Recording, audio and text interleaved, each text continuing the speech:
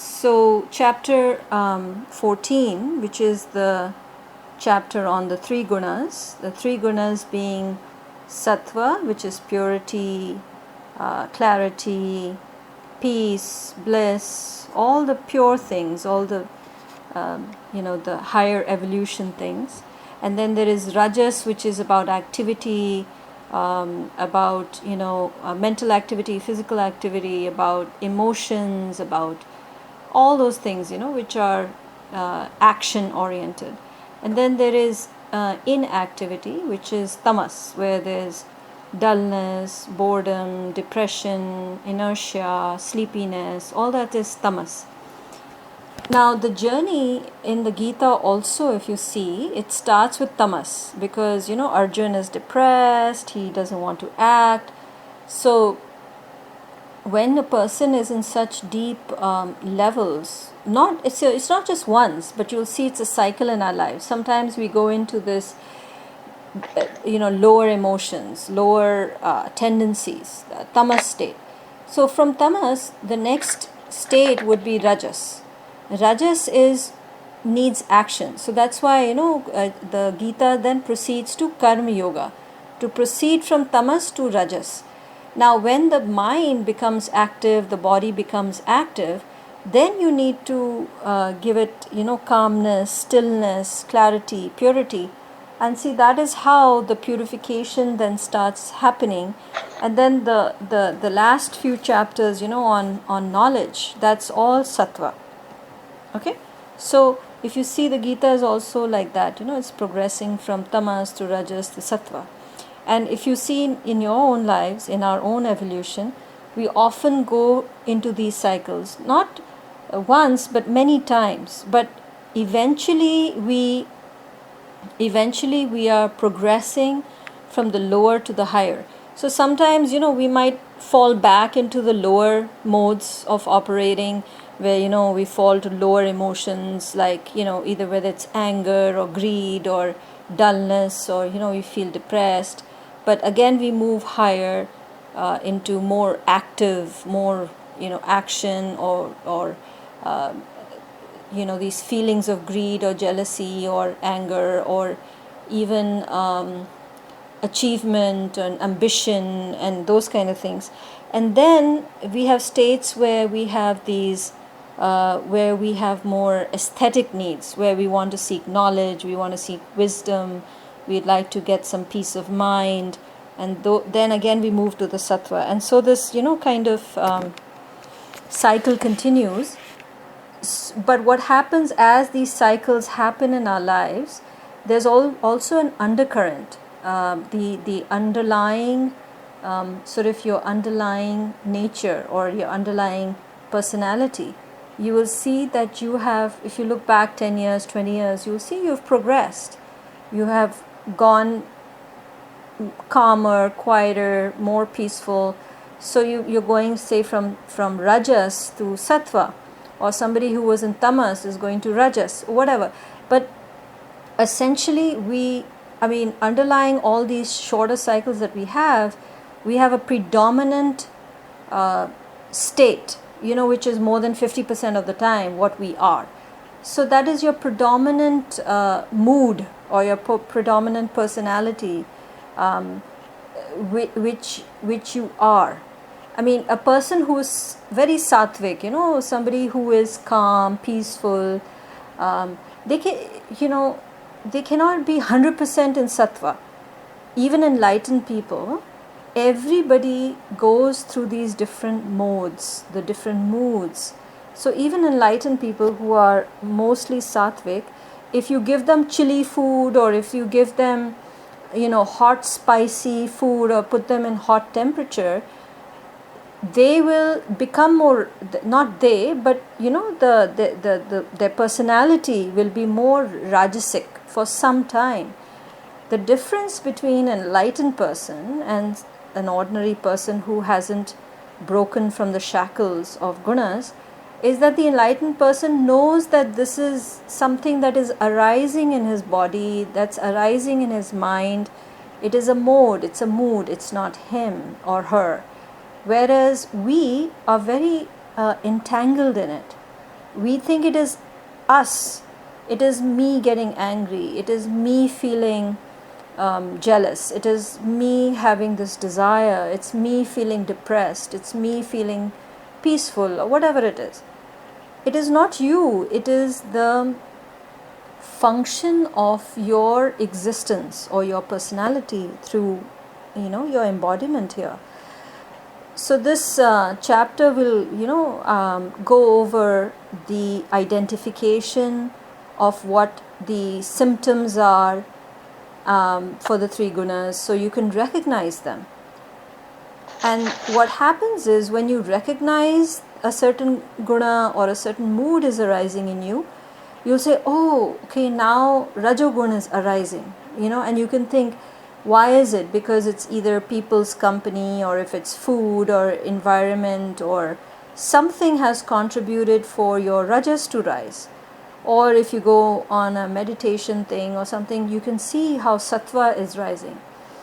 So you can recognize these three gunas. That is the purpose of this chapter. And it's very useful, because not only can you recognize it in yourself, but you can recognize it in other people and understand rather than judge them. The other thing it talks about is that what are the effects? It goes into the symptoms, into the effects of the three gunas.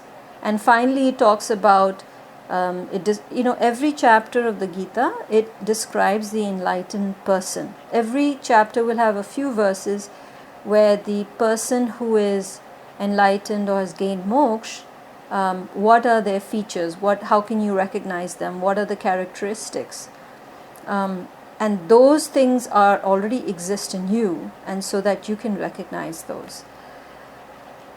So this chapter, is expansion on the three gunas, and also how do you transcend the three gunas. So in the previous chapter, in chapter 13, it was about the realization that you are consciousness, you are the Purushaha, you are the knower, the experience, the witness, the Kshetrajna, the Purushaha, and what is Prakriti, right? Which is the Kshetra or Prakriti, what is that? So those two are given. In this chapter, the expansion of what is Prakriti is explained. So the progression is naturally from first separating consciousness and Prakriti, spirit and matter, the field and the knower of the field, then explaining what is Prakriti. Now Prakriti, which is matter, operates, it functions via three elements, three modes, three ingredients, so to say. So if you have, say, ice cream, it has sugar and cream and whatever. There are three ingredients. It is one ice cream, but it's three things mixed in one. And when you create anything from it, it will have different measures of that. So like, if you what I'm trying to say is, like, you have three ingredients. Now if you can increase the sugar in one and create something, or you can increase the cream in another and make it creamier, or something like that. These three modes, these three main elements, which is rajas and tamas and sattva, you can mix them in different proportions and create different things in creation. So Prakriti is nothing but the operation of these three gunas, these three modes by which Prakriti moves, everything that moves in creation, that exists, and the way it is expressed, everything is an expression of these three gunas. Otherwise you won't have creation. Creation is nothing but an expression of these three gunas, these three ingredients, everything.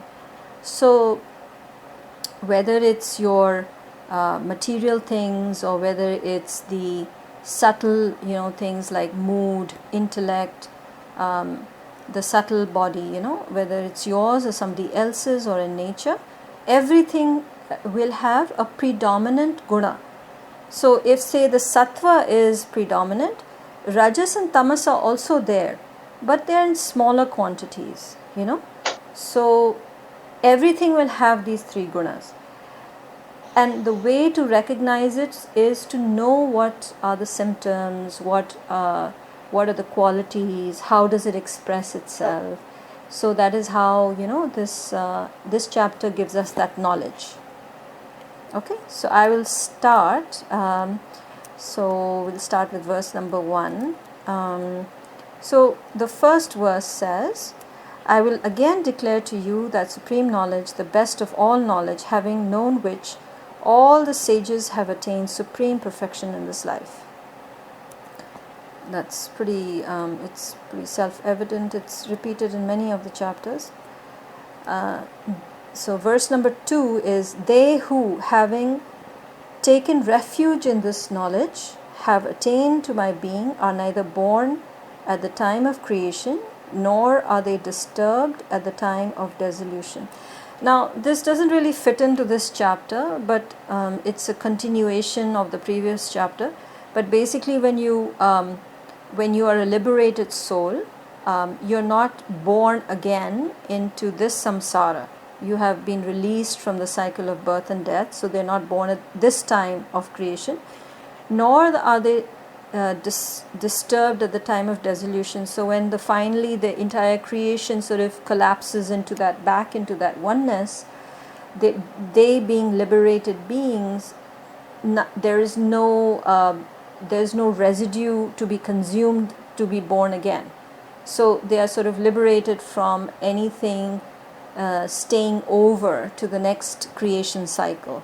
It's something that it's much deeper knowledge. I don't want to go into it too much because it's kind of off topic for this chapter, but that's what it really says. Okay, and then verse number 3 says, my womb is the great Brahman. In that I place the seed from which, O Arjun, all beings are born. And then I'll continue to verse number 4 because it goes together. And verse number 4 is, O Arjun, in all the wombs, whatever forms are produced, the great Brahma Prakriti is their womb, and I am the seed-giving father. So it's very interesting, this Gita was written God knows when, 5,000 years ago, and see how it's talking about the womb, the seed in the womb being, the Prakriti being, the Prakriti essentially is like the womb, and then in that how the father gives the seed and so forth. So not only that knowledge of this biology existed then, but also correlating the macrocosm with the microcosm, the creation, the process of creation in a womb with the process of creation in the macrocosm. So this profound knowledge existed for thousands and thousands of years. It's very amazing. So what it is really saying in the third verse, if you notice in the third verse, the word Brahman is used. Brahman. Brahman and Brahma are very different. Brahman is the eternal, all-pervading consciousness which is beyond name and form, which is beyond description, which is beyond any qualities. So that is Brahman. Brahma is the deity, Brahma, the creator, the prime creator, so to say, that descended from Brahman. So those two are different. But it says, my womb is the great Brahman. So my womb is the great Brahman really means is that is the source, the ultimate source. That's from there I place the seed from which all beings are born. So in that great consciousness, the seed, but the seed is of the desire for that ultimate consciousness to express itself. That seed is placed in that eternal consciousness in Brahman. And then in all the wombs, whatever forms I take, and then now it goes to the microcosm and it says, in all wombs, whatever forms are produced, The great Brahma Prakriti is their womb. So whether it's the macrocosmic creation, the womb is Brahman, and the microcosmic creation, the womb is in a mother, but the seed is still that consciousness. It comes from that consciousness that seed is placed. Okay. And number 5 is, O Arjun, purity, passion, and inertia, these gunas are born of Prakriti. They bind the imperishable embodied in the body. So what happens is that when this creation happens, like I said, in this particular creation, these are the 3 gunas, right? Which are purity, which is sattva, passion, which is rajas, and inertia, which is tamas. So essentially Prakriti is these 3 ingredients. What happens is that consciousness becomes entrapped, or it puts on a cloak of the Prakriti. So that's where it says it becomes bound. So consciousness sort of gets entrapped or bound into this Prakriti through these 3 gunas. And it's these 3 gunas that play a part in this creation. So when you come into, so in the previous verses it says, right, that, basically how creation happened and how consciousness gets entrapped into creation in the macrocosm, or when it's your own birth. When you took birth, the body was produced, that was Prakriti, then your consciousness, your soul entered that fetus and you were born. And as you were born, you brought those 3 gunas into existence. And from then on, you are expressing yourself in the world through these 3 gunas. So you are bound, you're bound. The imperishable is bound. The imperishable spirit is bound in the body through these 3 gunas. And then verse number 6 is, of this sattva, which... One question. So when you say bound, meaning is that the ratio of the 3 gunas is predetermined based on prarabdha? Not just prarabdha, but your not just prarabdha, but wherever you left off in the last birth. So based on whatever impressions you've had, whatever personality that you had, so in the previous birth, if you are a very rajasic person, you basically start with a rajas, predominantly say 51% is rajasic, 25% of the other 2. So you're born with a combination of wherever you left off last time, because the soul is the permanent thing. Then you enter the body, and when you enter the body, the subtle body, which is your mind, and even your subconscious, which is the causal layer, so those 2 layers kind of take up the physical and express itself through the physical. But yes, you carry over.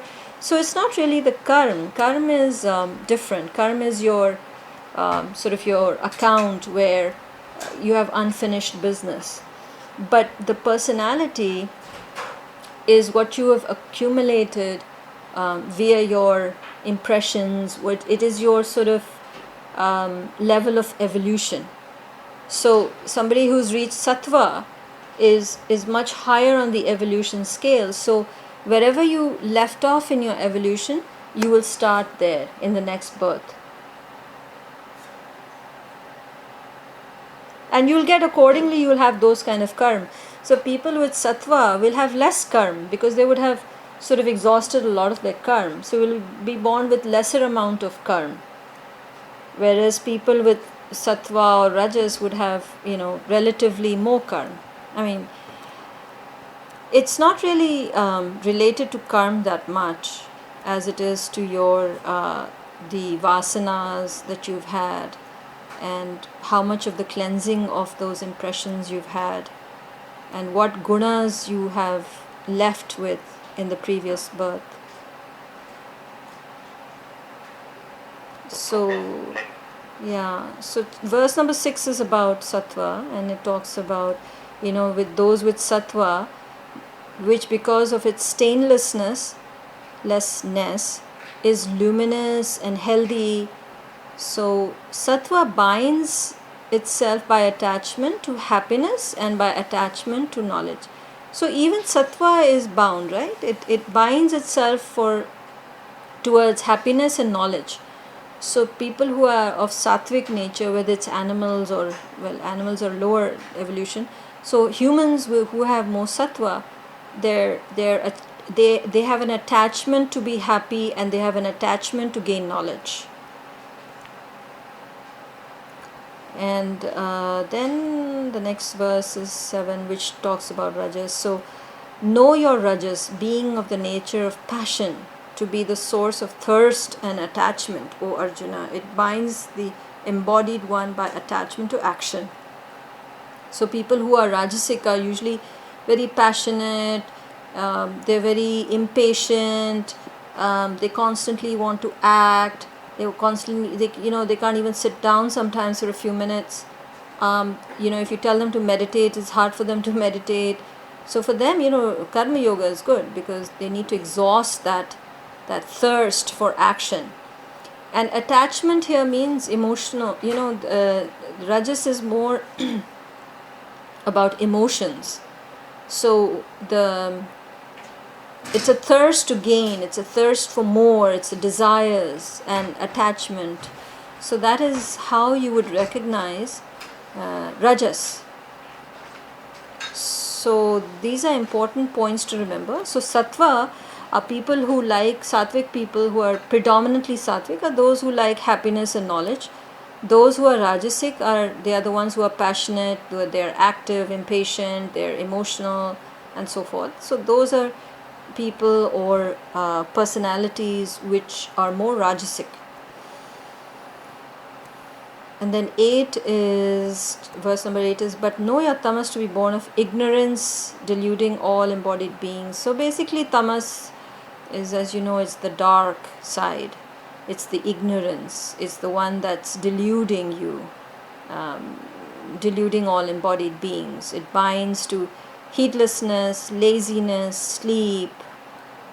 That's verse number 8. So this is how it's saying, this is how you should know them, you should recognize them. So here he's put all those things in summary. In verse number 9 he says, O Arjun, sattva attaches one to happiness, rajas to action, and tamas, truly veiling knowledge, which is ignorance, attaches one to heedlessness. So it summarizes it there.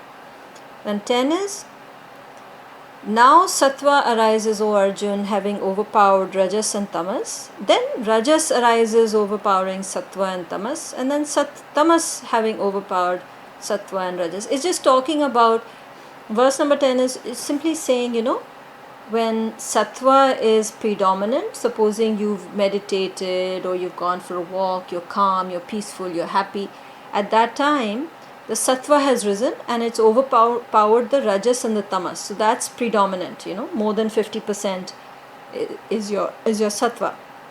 At other times, supposing you've gone for a jog, or you've gone out, done things with friends, and you've done a lot of activity, or in general you're a very hyperactive person, or even in a sattvic person, sometimes the rajas can also arise when they're doing a lot of work, they're interacting, they're doing singing, or they're very active. At that time the rajas is higher, and that time the sattva and tamas have gone down.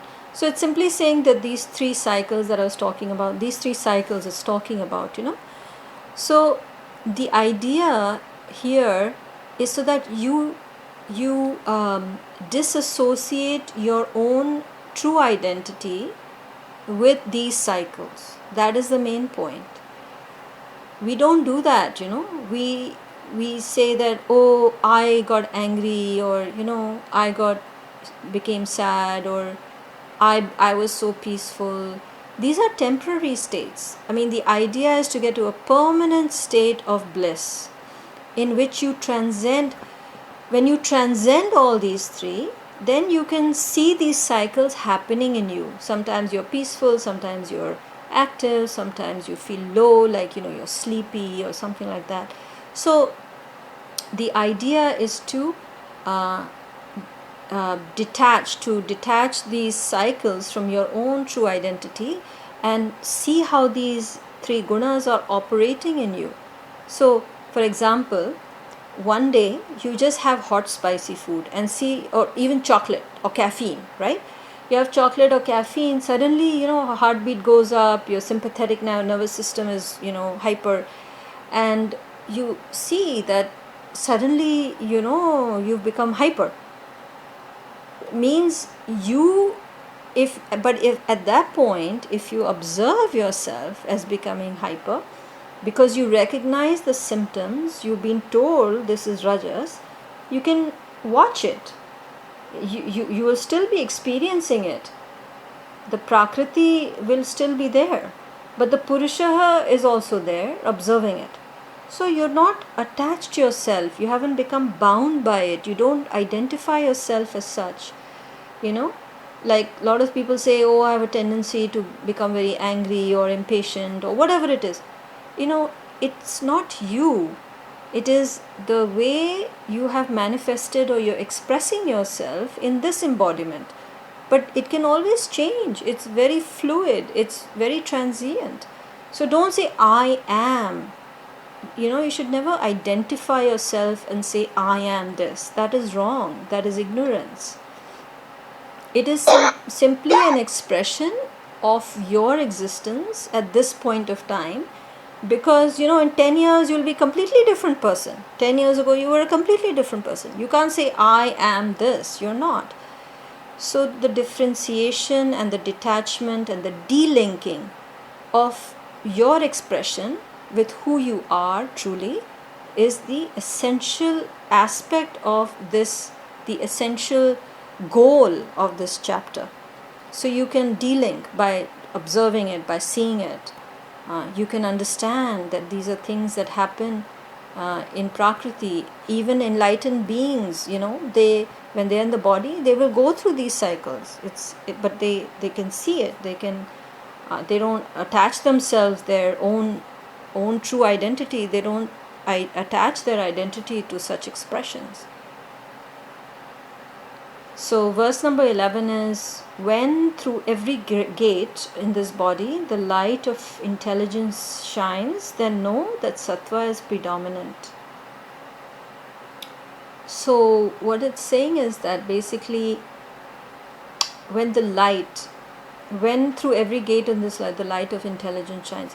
So the gates refers to all the apertures in your body, like all the senses, right? Your ears, nose, eyes, all these different sense organs and stuff, from which are the apertures or the gates in the body. When through your senses, through your expression or your outward expression in this world, where you express intelligence or the light of intelligence, which is wisdom, when you are expressing wisdom, calmness, serenity, peace, that time you should know that sattva is predominant in you. You should recognize that. You recognize that right now I'm expressing this peace, I'm expressing this wisdom. At this time, my sattva is predominant. What happens is we attach ourselves to it, so that from sattva, if you go to rajas, we get very disturbed. Oh, I'm losing my peace of mind. It's okay, it's a cycle, it'll continue. But you yourself, as the Atma, you transcend these three gunas. It's okay. Let them come and go, it's alright. The other thing about this is that when it says that it's the expression of consciousness, right, through the material things.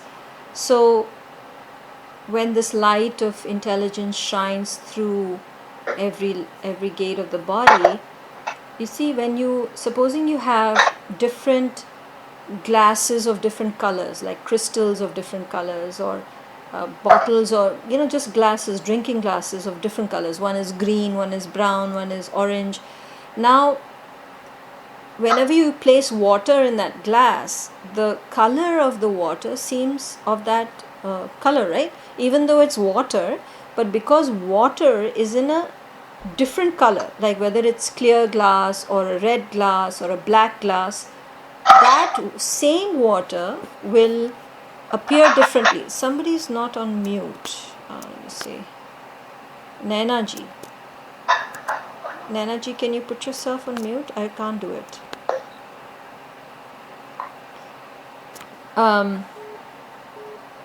So what it's also alluding to in this verse is that when that same consciousness, when it's expressing itself through one person, supposing that's a red glass, red is associated with rajas. Now that consciousness, when it's shining through somebody, like think of that person like a red bottle. Now the water has filled through that bottle, and now what you see is through that tainted glass. You see red.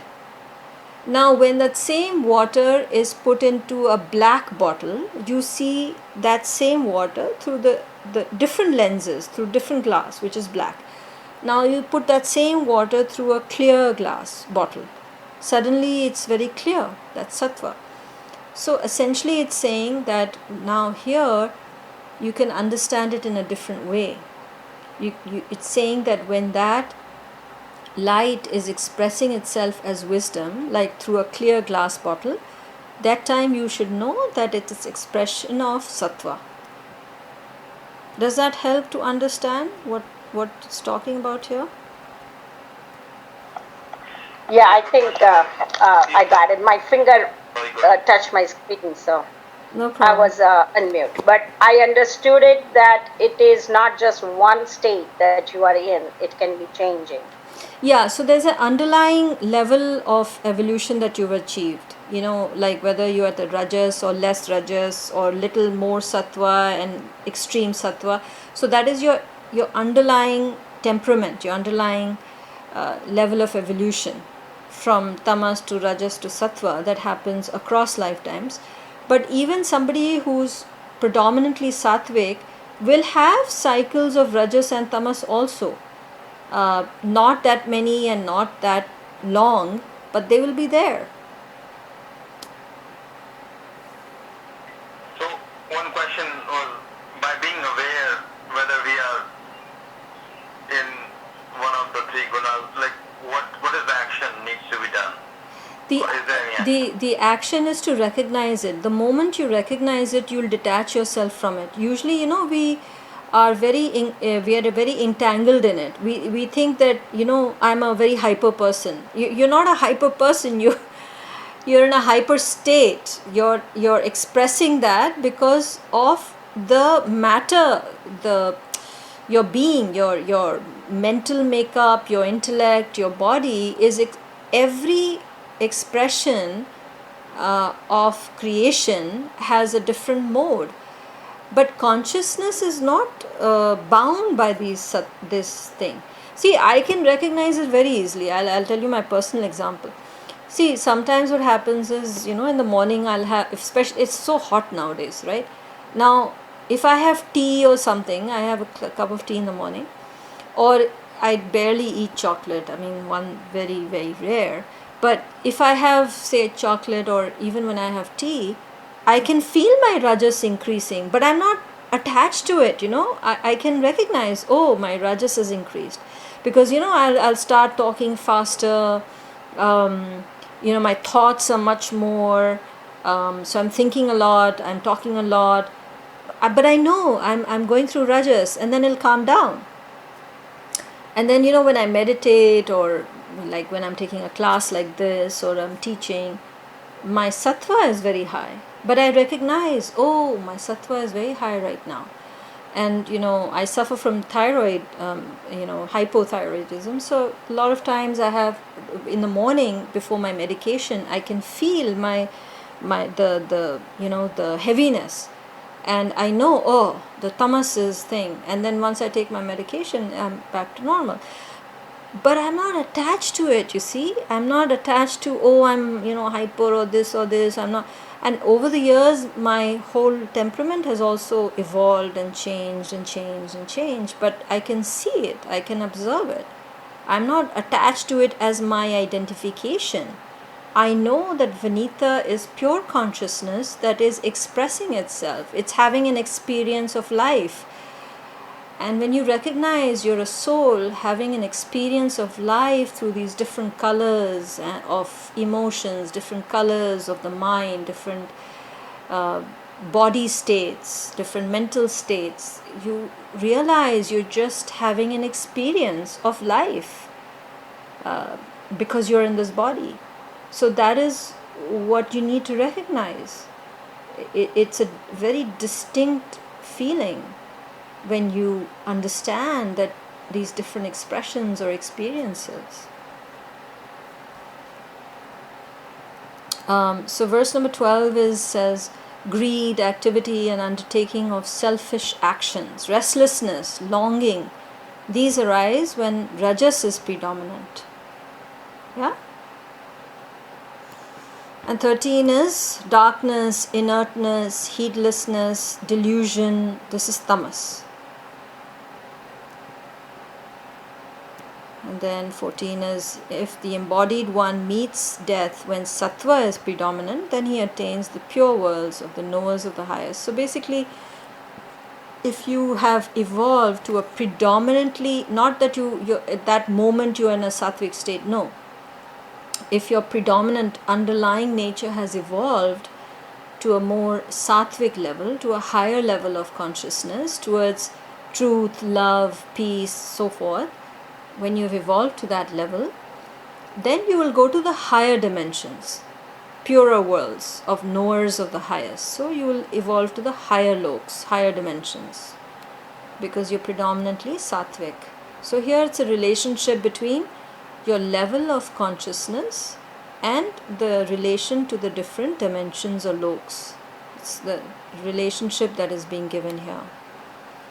15 is meeting death in rajas, he is born amongst those attached to action.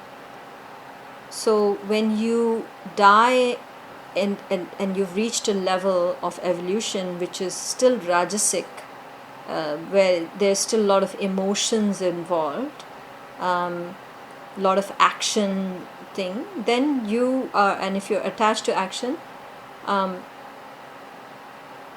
it doesn't say that meeting death in rajas he is born amongst those. So it's alluding to the fact that you'll be back born on this prakriti, on this earth, which is the the sort of the middle level. So you will come back here and you will start again with that rajas. So ones who die, who are more evolved, go to the higher dimensions and they're incarnated in higher dimensions. Those who are still rajasic are born again here on this planet or this lok, which is bhulok, and then dying in tamas, he is born in the womb of the senseless. Essentially, you're born in lower prakriti, like animals in plant kingdom, and lower dimensions. So the lowest dimensions is the mineral dimension, then you have the plant dimensions, then you have the animal dimensions, and then you have the human dimensions. So it's just correlating your level of evolution with the different loks, with the different births, what kind of being. So one is your level of consciousness, and the other is the level of existence. So as your level of consciousness increases, you're born in a matching level of existence, the different dimensions, lokas. Also, a lot of times I'll send you guys a map of mapping. So in somebody has created this sort of graph where they have mapped the levels of consciousness, the 7 chakras, and the different loks and various things, and they've come up with this nice chart where everything is correlated. So you can think of the 7 chakras also as your level of evolution. The higher you are vibrating at, if you're predominantly vibrating at a higher chakra, the higher your birth will be in that higher lok. I mean, you can still come back here, but basically if you're in the third eye chakra, it's related to some Janalok or something. If it's the highest, then it's Brahmalok, the highest chakra, the seventh chakra. So basically, as you evolve, as you go higher and higher to higher states of consciousness, you go to that dimension and into that birth. So 16 is the fruit of good action, they say, is sattvic and pure. Truly, the fruit of rajas is pain, and the fruit of tamas is ignorance. So again, it's summarizing the results achieved, by through these gunas. So the result of sattva is of purity. The result of rajas is pain, because rajas means you'll go through these cycles of different emotions, and it's a lot of pain, greed, and then hatred or anger or jealousy. Experiencing this duality of action, the emotions, results in suffering.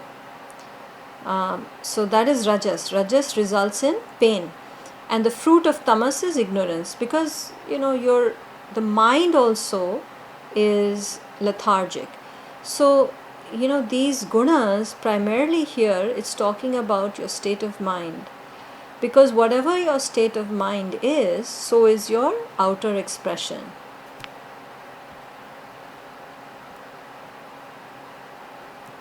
Okay, then verse number 17 is knowledge arises from sattva. So here these are the functions of the gunas, right? So this is what I was saying, how do they function at the level of the mind and intellect? So at the level of mind and intellect, sattva will arise as knowledge, and greed, your mental attitude of greed, is from rajas. Then delusion, ignorance, heedlessness is tamas. So this is how, if that predominant nature or the current feeling or the current mode or mood, your inner mood, it's describing here. Okay, then 18 is those who are abiding in sattva go upwards. Again, upwards means to higher loks. The rajasic dwell in the middle meaning this lok pretty much, and then tamas, abiding in function of the lowest guna, go downward. Downwards means lower loks or lower births, like animal and plant. Okay. Then 19 is when the seer sees no agent other than the guna. When the seer sees no agent other than the guna. So the seer is who? Atma, the ultimate witness. When the seer sees no other agent other than the guna. Now this verse is a little difficult to understand, that is why I'll explain it. I was telling you earlier, see, when I witness myself as going through these different moods and modes and temperaments and mental activity and physical hyper, calm, dullness, whatever it is, when I, the seer, realize there's no other agent except it's simply the gunas functioning, then I know which is higher than the gunas. What is higher than the gunas? My being, my atma, the witness that I am. Then I know that is higher than the gunas. So the gunas is going through these different wheels. You have the middle wheel, which is the action, the lower wheel, which the different wheels. Sometimes you're in the bigger wheel, which turns slowly, calm. One wheel that doesn't turn at all, it's inaction. One wheel which is hyper. And you're on different wheels and different gears in your life. Sometimes it's a higher gear, sometimes a lower gear, but you can observe it. You are riding the bicycle. It's the bicycle going through the motions, not the rider. So you're simply functioning, you're operating this vehicle, and the vehicle itself has these different modes. And when you understand that the gunas simply belong to the vehicle, it doesn't belong to me, I am not my guna. And it's very interesting because I can observe it. And because of this knowledge, I can observe, like right now, which guna is dominant and what is my predominant guna. I can understand my evolution, I can understand others' evolution, I can understand what this other person is going through. So, see, when you recognize, say, somebody is rajasic, you know how to deal with them. You know, you need to understand them rather than judge them. A lot of times, we judge people. Oh, this person's so hyper, he can't sit down, he da da da da da da. There's no need to judge people. It's simply an understanding that this is how this person has embodied in this particular life, and this guna is active at this point in time. Later on it will mellow down maybe, or he may not always, or she may not always be so hyper. So then we stop judging people. You can then separate people from their expression and who they truly are. So there is no other agent apart from the guna. Guna is simply operating. Though these three gunas are operating, there is no agent involved here, other agent involved here. It's all these different rotations and movements of Prakriti. Yeah? It's very important to understand the separation. Don't identify yourself or the other person with it. You must transcend the personality. The personality will have different gunas, but separate the personality from the person, from the Atma, from who he truly is. It's not fair to do that. The embodied one, having crossed beyond these three gunas, out of which the body is evolved, is freed from birth, decay, death, pain, and attains immortality. So this chapter is an expansion of, there's a verse in the second chapter, verse number 45, which Sri Krishna says, "O Arjun, transcend these three gunas. These three gunas are one that binds you." Let me see if I can bring it up. 1 second. So this verse is actually a repeat of that verse in chapter 2. Let me just get that verse. I don't remember it exactly. So, I was telling you, right? Chapter 2 is a summary of the whole Gita. And basically, certain sections of it are repeated in different chapters. So this one is a very famous verse. Second chapter itself is very famous.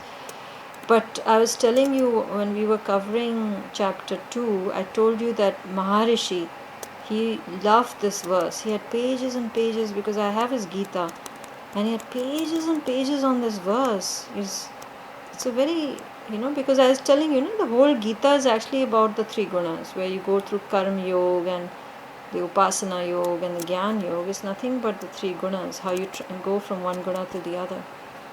So chapter 2 verse number 45 is, "The Vedas deal with the three attributes or gunas, O Arjuna. Be above these three gunas, free yourself from the pair or opposites, and ever remain in sattva, freed from the yoga and kshema, activities done due to acquire and activities done for preserving, and be established in the self." That's verse number 45 from second chapter. So you see here, the 14th chapter is literally an expansion of that verse. So the embodied one meaning the self, the true self, the Atma.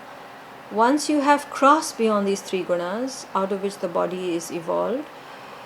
So out of which the body is evolved. See, if you want to evolve, you have to do it through the body. And you have to evolve through the three gunas. There's no other way. This is the way creation has been made. So the whole cycle of evolution has to happen through these three gunas. You go from tamas to rajas to sattva. It's the upward spiral. So there was a downward spiral when we descended from Sat Yoga, which was the yoga of purity. Then we went into the rajasic, the Dwapar Yuga, and now the Kali Yuga, which is Tamas. You see, again we're going from Tamas, which is the Kali Yuga. Again we'll go back to the upward spiral to the Dwapar, Treta, and then Satyug. So it's the upward spiral. So this spiral of downward, upward, downward, upward continues. So everything, whether it's a microcosm, the short cycles, like today you might have Rajas, or in the morning you might have Rajas, then you might have Tamas late at night, you're tired, you're dull. So you have those smaller cycles, right? The micro cycles. Then you have a little bigger cycles, which is your entire life. You might go from Tamas to Rajas, or reduce Rajas, or go from Rajas to Sattva, or increase your Sattva.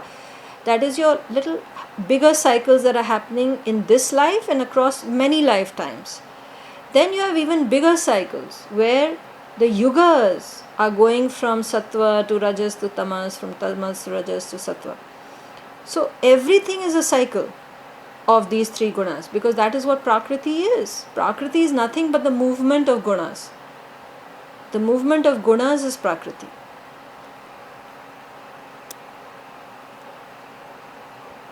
So it's just saying this is what evolution is. And when you're freed from it, then you attain immortality. That means you've transcended the three gunas. That is the point, the whole point. Okay, I'm going to go to verse number 22. So, O Arjun, he neither hates brilliance. So, here he is describing the person who has the right understanding. The person of right understanding, he neither hates brilliance due to sattva, or activity due to rajas, and delusion due to tamas when present, nor does he long for them when absent. So when you have transcended, see in the previous verse it said, right, one who has transcended these gunas has attained liberation. So once you have attained this liberation, or this detachment from these three gunas, or you have transcended these three gunas, you will not have any aversion towards, or a desire for any of these. Whether it's aversion to this highly pure state, because a lot of times people who are in tamas cannot tolerate pure people, very pure people. It puts them off. They cannot relate with them. So you'll not hate or dislike or have an aversion for things which are sattvic, nor will you have attachment or a desire to be sattvic. Same thing for rajas or for tamas. So even if you're having a dull state, you won't have an aversion for anything, whether it's your own state or somebody else's state, or whatever is happening in the world, like if it's terrorism or whatever, you won't have an aversion for it, because you have transcended it. You can see it as cycles that come and go. They are transient. So it says that he neither hates it, nor does he have a longing for it when they are not there. So it's very important to understand that you transcend that longing and you transcend the aversions, because you simply are a witness of these cycles, whether it's micro cycles or macro cycles. And so he who, seated in the unconcerned, is not moved by the gunas, knowing it is the gunas which act, he abides within and does not swerve. So this is how our yoga is actually very useful for our implementation in our personality, in our emotions, in our expressions, in our evolution, in how we act and how we behave, our emotional evolution and maturity, is that one who is not concerned, who is not disturbed, who doesn't get rattled by all these gunas which are playing, because most of the time we are. But the emotional maturity or the emotional intelligence is the most important aspect of our life. It is not our physical body, it's not our physical action, it's not even the intellect really, but it is our emotions and the emotions of others that disturb us the most. So when we are able to be stable and centered in that mode of observation, of detachment, then we are not, disturbed. Okay? So I won't read the rest of the verses, because here then it will go into, description of the enlightened person. He who is, this one is very famous, verse number 24 and 25. It describes this person who is enlightened, you must have heard these. One who considers a piece of earth or a piece of gold alike. He doesn't differentiate between, a clod of earth or a precious stone or gold. He to whom pleasant and unpleasant things are the same. And then in verse number 25, he talks about, na kahu se dosti, na kahu se bair. That verse, it says basically you're not a friend or foe to anybody. You're the same whether you're honored or dishonored. And who has abandoned selfishness, he is said to be gone. So these are all the symptoms of the one who has transcended the gunas. So you can read those, but basically the rest of the verses are description of that person who has transcended the 7 gunas, right? So this is a very useful chapter, and a lot of times you can relate a lot of the other verses of the Gita, even like in 17 where it describes different aspects of prayer or worship, but actually a lot of the 3 gunas will be covered in many of the chapters in the Gita.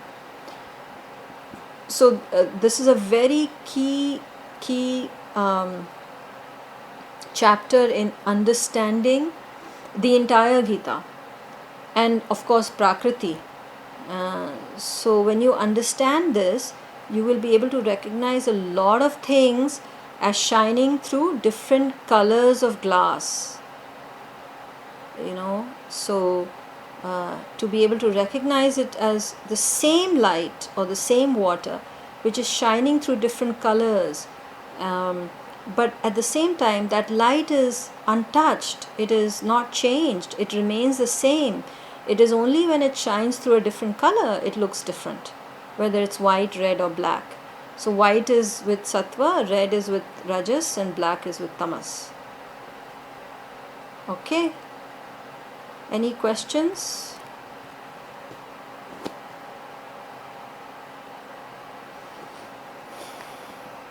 Easy to understand, right? Hard to practice. Yep, you are right.